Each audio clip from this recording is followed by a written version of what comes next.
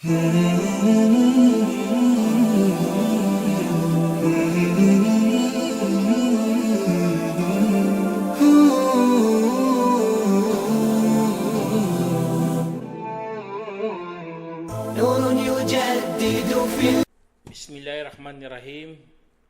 Assalatu wassalam ala ashrafil salin wa ala alihi wa sahbihi ajma'in, amma ba'd. Assalamualaikum warahmatullahi wabarakatuh. Mga kapatid sa Islam, nandito naman po tayo para magbigay ng Islamikong pagpapayo patungkol ito sa kasiyahan. Lalo na tayo mga Muslim ay sumasamba kay Allah subhanahu wa ta'ala. Dapat lagi tayong nagpapasalamat, lalo na sa mga biyaya na ipinagkaloob ng Allah subhanahu wa ta'ala. Kasi nga, dahil sa pagsamba natin ay nagdudulot po ito ng kasiyahan sa ating mga sarili. Kaya po, sa oras ng pagsamba o kaya sa mga sandali na nasisiyahan tayo, wag natin kalimutan ang Allah subhanahu wa ta'ala. Kasi nga tayo ay ganap na nagpapasakop kay Allah subhanahu wa ta'ala. Ganap ang ating pagmamahal. Kaya dahil sa mga pagsamba natin, doon po natin maramdaman ang tinatawag na kasiyahan. Lahat ng uri ng kasiyahan ay makukuha mo, pero iba po ang kasiyahan na may idulot ng pagsamba. Kasi nga, inuugnay mo ang sarili mo para lamang kay Allah subhanahu wa ta'ala. Doon po sa pagsamba, kahit ikaw mag-isa, ay maramdaman mo talaga ang pagmamahal ng Allah subhanahu wa ta'ala na para sa iyo. Kaya po, ini-encourage talaga tayo sa pagsamba kay Allah subhanahu wa ta'ala. Wag nating kalimutan na ang pagsamba ay obligado natin mga Muslim. Meron nga dito isang hadith na inulat ni Abu Hurairah na sinabi ng mensahero sallallahu alaihi wasallam na ayon sa sinabi ni Sulaiman bin Dawud, iikutin ko isang gabi ang 100 kong mga asawa, siyam na siyam. Lahat sila ay magdadala ng nangangabayo na makikibaka sa landas ni Allah. Sabi ng kanyang kasama, insyaAllah, kung gustuin nawa ng Allah. At hindi siya nagsabi ng insyaAllah. Ibig sabihin si Sulaiman, hindi siya nagsabi ng insyaAllah. Kaya hindi nabuntis ang sinuman sa kanila maliban sa iisang babae na nanganak ng may kapansanan. Sumpa man sa yaong nasa kamay niya ang buhay ni Muhammad. Kung nagsabi siya ng insyaAllah, tiyak na makikibaka sila sa landas ng Allah bilang nangangabayong lahat. Isinalaysay ni Bukhari. Kaya sa hadith na yan mga kapatid ninyo, kapag ikaw pala nakakalimot sa Allah. Kasi nga, hindi mo kasi binigyan ng diin o kaya naalala lagi si Allah subhanahu wa ta'ala. Kaya tuloy, malulungkot ka lang bandang huli sa iyong mga pinanggagawa. Katulad nangyari kay Sulaiman. Nano siya kung ano pa, nasubrahan siya talaga. Akala niya kaya niyang lahat. Akala niya lahat ganito. Hindi ganun mga kapatid. Dapat magsabi ka talaga, inaalala mo lagi si Allah sa kagustuhan ng Allah, insyaAllah.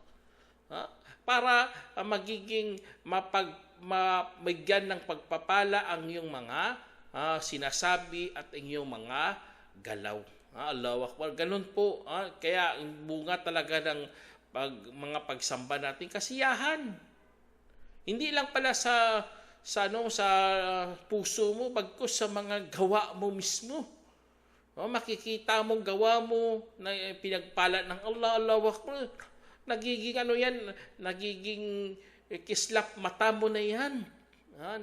Nangingning ang iyong mga mata. Kasi nga nakikita mo na pinagpala ng Allah subhanahu wa ta'ala. Kaya sa pagsamba mga kapatid, yun, may dulot talagang kasiyahan. Meron ngang isang hadith dito, sabi ni Abdi Abbas, ana sami Rasulullah sallallahu alaihi wasallam yaqul dzaka ta'mal iman man radiyallahu billahi rabban wa bil islami dinan wa bi Muhammadin rasula.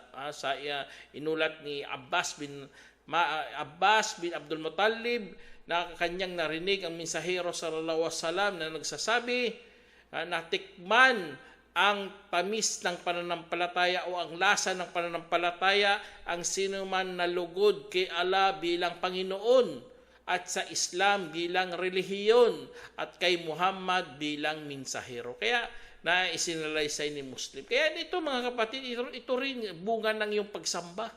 Nalugod ka kay Allah, nalugod ka sa Islam, nalugod ka kay Muhammad, Allahu Akbar. Makakatikim ka talaga ng lasa ng pananampalataya. Ibig sabihin, hindi lang pananampalataya ipasok natin sa puso natin. Pagkos upgrade mo, palakasin mo ang iyong pananampalataya. Kasi kung pumasok na yan, palakasin mo para matikman mo ang lasa ng pananampalataya. At ito ang hinahangad ng mga Muslim para maging masaya sila sa buhay nilang bilang na sumusunod kay Allah, na nagpapasakop kay Allah subhanahu wa ta'ala. Kaya yun ang gusto natin eh. Hindi lang iman, bagkus pampalakas ng iman din. Kaya sabi ng Allah subhanahu wa ta'ala sa Quran, simahum fi wujuhihim min atharis sujud. At kanilang mga tanda ay kanilang mga muka na merong mga bakas ng pagpapatira. Tingnan nyo, kapag ikaw nangitim ng iyong noo mga kapatid, huwag kang malungkot dyan. Dapat maging masaya ka kasi nga nabanggit ka na sa Quran ng iyong mga tanda. May tanda ang mga manampalataya. Ang mga nagpasakop kay Allah, ang kanilang tanda, ang kanilang bakas ng pagpapatira pa. Kaya kung hangad mo talaga pampagwapo, pampaganda, wag mo hangarin yan kasi lalaho rin yan bandang araw.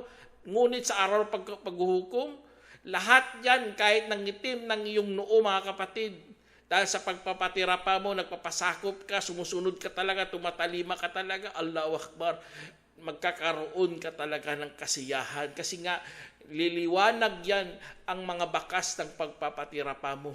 Liliwanag yan. Makikita yan ng buong sanlibutan, lahat ng mga tao, at ipagmamalaki mo talaga yan. Kasi sa araw ng paghukom, pwede ka na doon magmalaki. Dito sa mundo, bawal na bawal pagmamalaki kahit sa mga pagsamba. Doon, pwede na. Kasi ang dahilan, tinanggap na kasi ng Allah ang iyong mga ginawa. Hindi katulad din sa mundo, hindi ka pwede magyabang kasi nga hindi mo pa alam kung tinanggap na bang yung mga mabuting gawa. Kaya magkakaroon ka talaga ng kasiyahan. At ang kasiyahan na yan, kaya mong ipagyabang sa harap ng mga nilikha. Ya Allah, mga tao, tignan nyo ang aking aklat. Nandyan na lahat ng nakasulat dyan ng aking sala. Subhanallah, ganun ang kanilang sasabihin doon. Kasi nga, katanggap-tanggap na ng Allah subhanahu wa ta'ala kanilang mga nagawa. Kaya ikaw, example na lang, maaga ka sa pagsasala, sa padya, kahit malamig na. Kaya mo, nilabanan mong sarili mo, tinalo mo yung antok, tinalo mo yung pagnanasa. Allahu Akbar. Magkakaroon ka talaga ng kasiyahan. Hindi mo lubos akalain na kaya mo palang gisingin ang sarili mo. Hindi mo kayang akalain na kaya mo palang bumangon kahit sa sarap ng iyong pagtulog. Binangon mong sarili mo kasi nga gusto mo magsala. Allahu Akbar, napakalaking achievement na yung kapatid. Mahirap sa mga tao makapagsala ng pajar, ngunit ikaw mapalad ka na tao ka kasi nga sumunod ka kay Allah subhanahu wa ta'ala. Narinig mong adan sa pajar, Allahu Akbar, narinig mong adan sa duhur at ikaw pumunta ka talaga sa CR para maghudu. Nakayanan mong iwanan mga gawain mo kahit mahalaga pa yan kasi nga gusto mo sumunod kay Allah subhanahu wa ta'ala at hindi ka nagpatalo sa iyong pagnanasa. Ang iba, talong-talo sa pagnanasa. Ngunit tayo, mga Muslim, nagpasakop kay Allah, hindi talaga tayo nagpatalaw sa pagnanasa. Meron nga ditong hadith dito na inulat ni Abu Hurairah radhiyallahu anhu na sinabi ng Mensahero sallallahu alaihi wasallam, tinatali ng Satanas ang likod ng ulo ng isa sa inyo kapag siya'y tulog ng 3 tali. Nilalagay ang bawat tali sa lugar nito. Mahaba pa ang gabi para sa iyo, kaya't matulog ka muna. Subhanallah, yun ang nakasulat sa tali. Tatalian ka ng Satanas. Kaya kung nakagising at saka inaalala si Allah, kumakalas ang tali. At kung magsagawa ng wudu, kumakalas ulit ang tali. At kung magdasal siya, kumakalas ang lahat ng mga tali. Kaya siya ay naging masiglas na maganda ang pakiramdam. At kung hindi, ay masama ang kanyang pakiramdam na tamad. Isinalaysay ni Bukhari. Allahu Akbar. Napakaganda talaga ng Islam, mga kapatid. Kasi itong mga ligid to, hindi natin to alam, hindi to nasasaksihan. Pagkos pinapaniwalaan lang natin, nakasulat mismo sa hadith na binanggit ng Propeta Muhammad SAW hinggil sa ligid. Kaya dahil doon, mga kapatid, gawin natin lang natin to. Bumangon tayo. Kapag nakagising, magdikir ka para kumalas ang mga tali ng Satanas. Kasi 3 tinatali niya. Lahat yun nakasulat doon. Mahaba pang gabi, patulog ka muna. Yun ang nakasulat. Dapat tanggalin mo yun. 1, tapos magwudu ka, tanggal pangalawa. Tapos magsala ka, tanggal 3. Yun, Allahu Akbar. Ibig sabihin, kaya mo palang kumalas sa mga tali ng Satanas. Kaya wala siyang kapangyarihan sa mga matiisin kay Allah, sa mga matiimtim kapag sila yung nagsasala, o kaya mga nagkukusang loob para kay Allah subhanahu wa ta'ala. Kaya sa mga sa pagmamahal natin kay Allah subhanahu wa ta'ala, nagdudulot pala ng sigla at kasiyahan, mga kapatid. At bagkus, nadagdagan pa ang iyong lakas. Alam naman natin ang lakas, hindi yan pa sa katawan lang, bagkus sa spiritual din. Nakayanan mong talunin ang mga sagabal o kaya mga balakid sa pagsamba kay Allah subhanahu wa ta'ala. Kaya sa kabilang buhay, mga kapatid, yun, dapat natin, bigyan talaga natin ng buhay ang ating gawaing pangkabilang buhay. Kasi mga gawaing pangkabilang buhay, para kay Allah subhanahu wa ta'ala, ikhlas, inshallah, katanggap-tanggap yun kay Allah subhanahu wa ta'ala. At ikaw ay isa sa mga pagpalain nawa ng Allah subhanahu wa ta'ala. Kaya, tingnan nyo si Uthman bin Affan nga radiyallahu anhu, na namatay siya noong 35 Hijri. Na dati tinatapos niya ang Quran na sa isang rak'ah dahil sa kasiyahan sa pagbabasa ng Quran. Tingnan nyo, ganun na ganun si Uthman. Binabasa niya buong Quran, mga kapatid, sa isang rak'ah lang. Kaya napakalupit talaga ng mga nauna. Kasi gusto nila maramdaman lang ang kasiyahan na maidulot ng pagsamba na ito. Kasi alam naman natin ang mga pagsamba, iba-iba ring uri ng kasiyahan na malalasahan mo. Iba-iba, isa po sa sala, iba rin ang kasiyahan. Sa Hajj, iba rin. Fasting, iba rin. Kasi nga gusto ng Allah subhanahu wa ta'ala, pinapalasap niya mga tamis ng pananampalataya. At alam naman natin, bunga ni lahat yun ay kasiyahan. Kaya huwag kang magproblema, kapatid. Pinapasaya po tayo ng Allah subhanahu wa ta'ala sa mga pagsamba. Katulad sa kay Prophet Muhammad sallam, sinabihan niya, O Bilal, ipahinga mo na kami sa salah. Ipahinga. Hindi yan sagabal ang pagsasala, mga kapatid. Hindi yan pagpapahirap. Bagkus ang tingin natin bilang mga Muslim ay positibong pananaw na ito po ay kalugod-lugod kay Allah at nagiging pahingahan sa ating mga sarili. Kaya kung ikaw naging abala sa mga trabaho, huwag ka sanang magpalinlang dyan. Walang problema, magtrabaho ka, pero bigyan mo rin ng oras ang sala. 5 minuto lang, hindi ka pa makapagsala.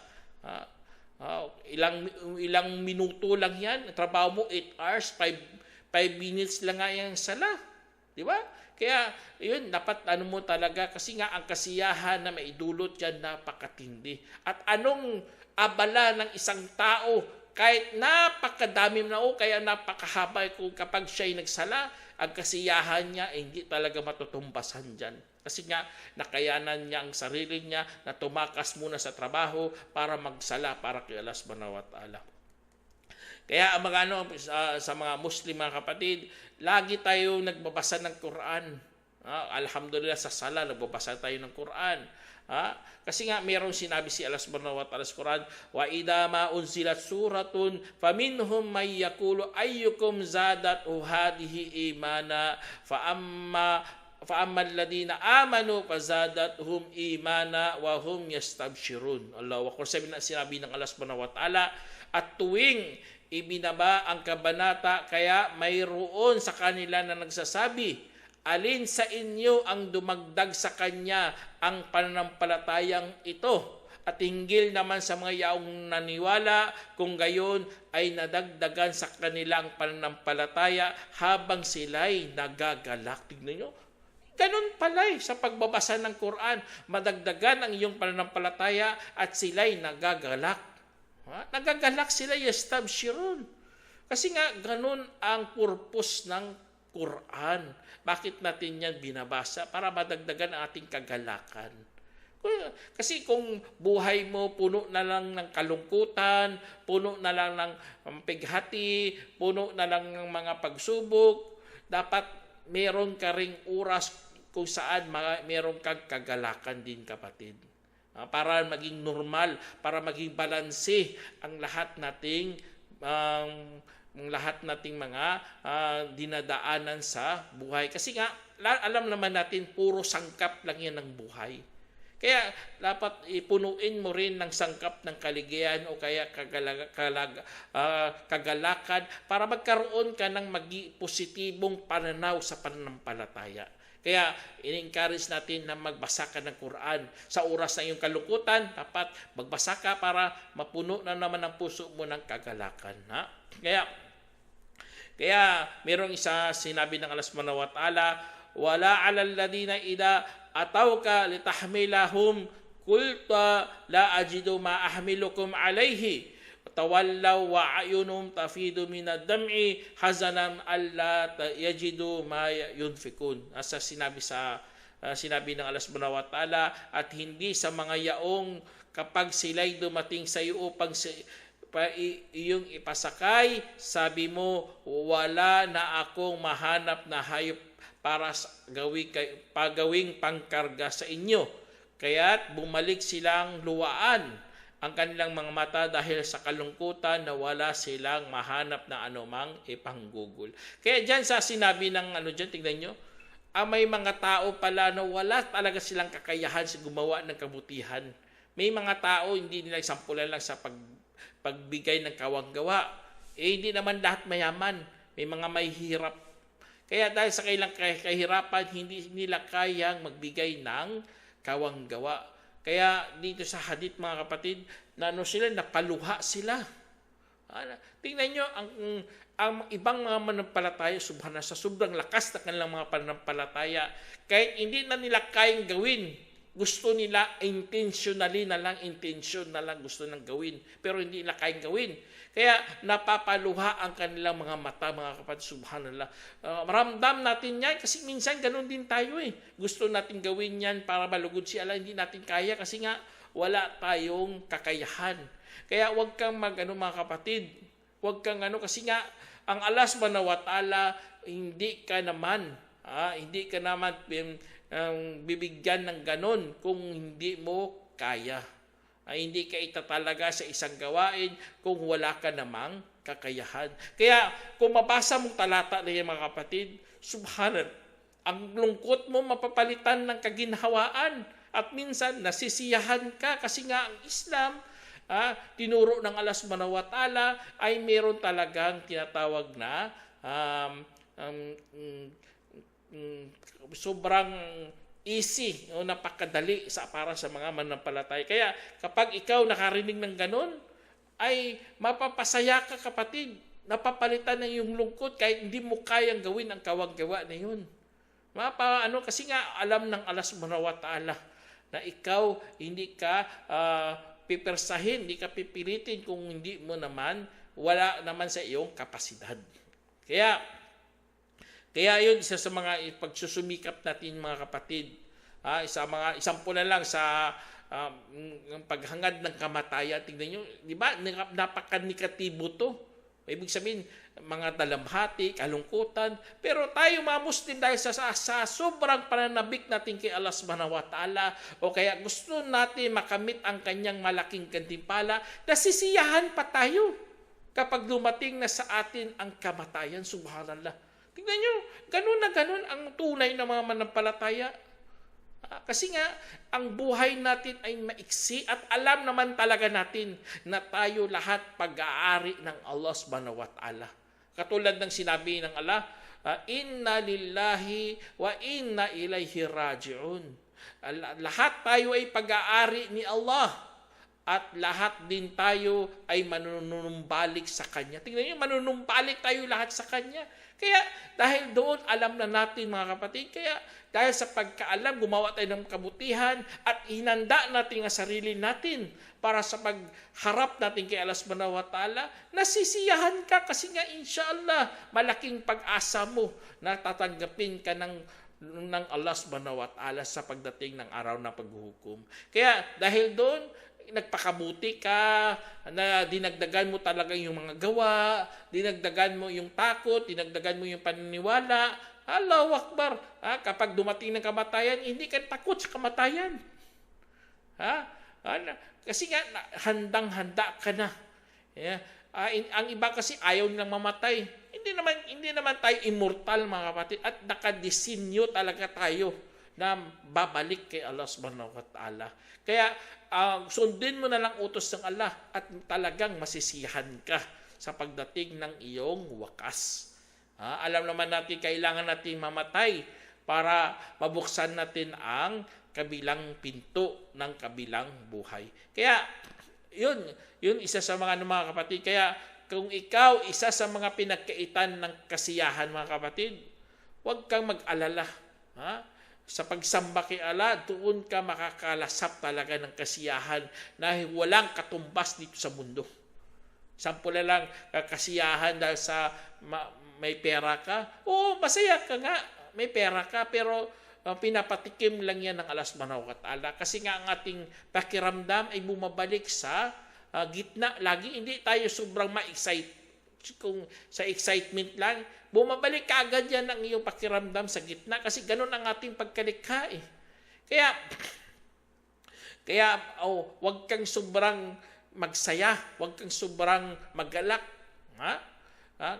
Na wala ka namang pag-alala kay Allah subhanahu wa ta'ala. Kaya sa pagsamba natin, naalala natin ng Allah, nasisiyahan talaga tayo. Kasi nga nagawa mo ang tama. Nagawa mo ang iyong tungkulin. Lalo na sa pagpunta mo sa sala, na ikaw kahit tamad na tamad ka, pero pumunta ka pa rin, Allahu Akbar. Na masisiyahan ka talaga. Huwag nating gayahin ang mga tao na mga mapang-api, mga taong mga mapagtakwil. Sila po pinagkaitan na dito sa nagkasiyahan dito sa mundo pa lang. Lalo na sa kabilang buhay. Hindi na sila bibigyan ng kasiyahan, puro sakit ng loob lang lahat doon sa impyernong apoy. Kaya dito sa mundo mga kapatid, iano mo talagang sarili mo. I-force mo sa pagsamba kay Allah subhanahu wa ta'ala dahil meron kang hinihintay na mga kaloob ng Allah. Sana meron kayong napulutang aral mga kapatid. Hanggang dito na lang. Assalamualaikum warahmatullahi wabarakatuh.